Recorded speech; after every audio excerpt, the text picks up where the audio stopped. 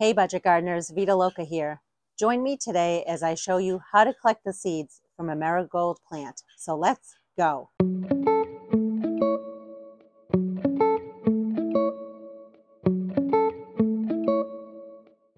I love marigolds. They are a staple in every garden. I just think they're beautiful. There are different colors. There are short varieties. There are tall varieties. What I really like about the marigold plant is that when you put them in your garden, not only do they look great in the spring and summer, they also add a lot of great color in the fall time. And did you know the scent of marigold can keep pests away from certain vegetables and certain plants, like your tomato plants? That's why often you will see marigolds planted near tomatoes. So there are really a lot of great uses and a lot of great reasons for having marigolds in your landscape. What's really nice is it's pretty easy to collect the seeds from a marigold plant. And that's why I'm making this video, just to show you how easy it is. What you're usually looking for on a seed pod is you don't want the seed pod to be green. You want it to be a brown color. One thing that I look for is on a marigold plant, a lot of times the seed pods will be a brown color, but even the stem will be a gray or a brown color. You don't want the stem to be green.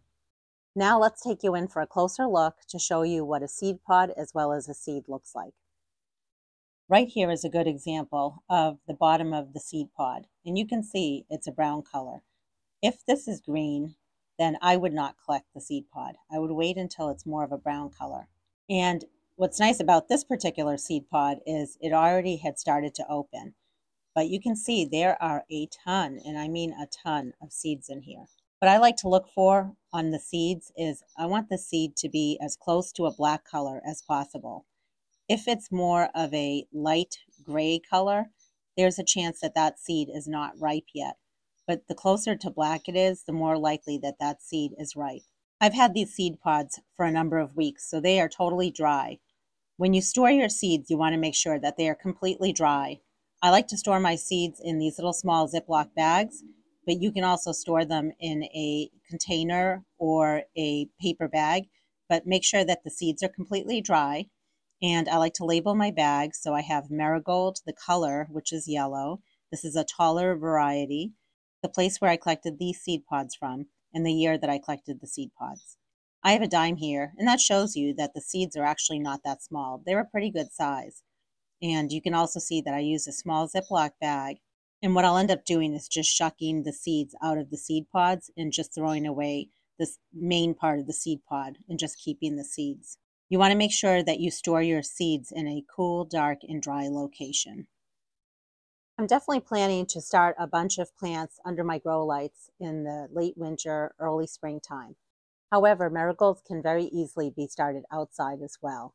So one thing I'm going to experiment with in the springtime is planting a row of marigolds in an area in one of my flower beds where irrigation is set. My mother-in-law used to do that. She used to take a bunch of seeds of certain plants, such as the marigold, and in her vegetable garden, she'd just plant a row of a certain plant.